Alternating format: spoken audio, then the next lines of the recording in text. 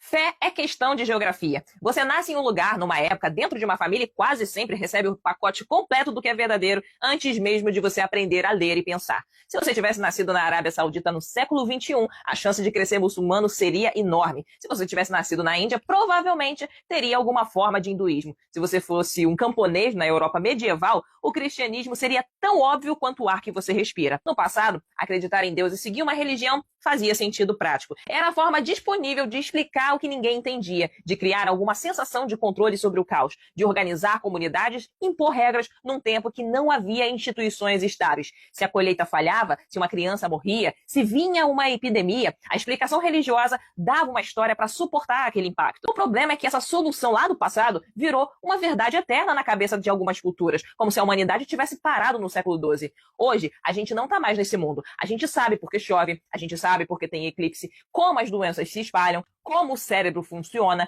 como o trauma marca o corpo, como as sociedades se organizam. E quando a gente não sabe, a resposta madura não é a gente inventar uma entidade invisível, é a gente dizer, eu ainda não sei, e ir atrás das respostas. Isso é muito mais sólido do que fé. Fé é atalho emocional para fechar uma lacuna. Conhecimento é o caminho para abrir a lacuna e entender a verdade. Essa ideia de que as pessoas precisam ter fé costuma vir de 3 confusões. A primeira é que elas confundem consolo com verdade.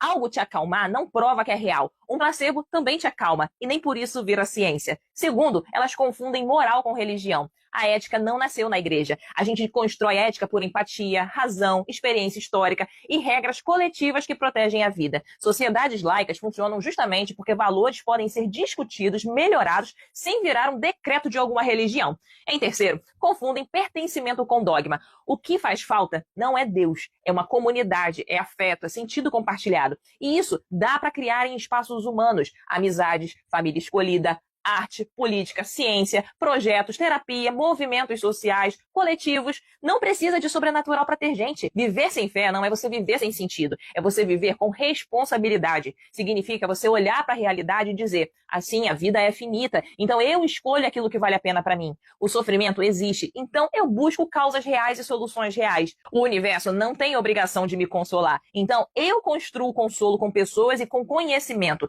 Isso não tem nada de frieza, isso é adulto, isso é maturidade. A humanidade precisou de religião quando não tinha ferramentas melhores. Hoje, a gente tem. E quando aparece uma ferramenta mais precisa, a gente não precisa continuar usando a antiga por lealdade emocional. A gente pode ter coragem de crescer. A certeza que sustenta a vida hoje não vem de fé, vem de entender o mundo, de entender a si mesmo e criar sentido aqui, com os pés no chão.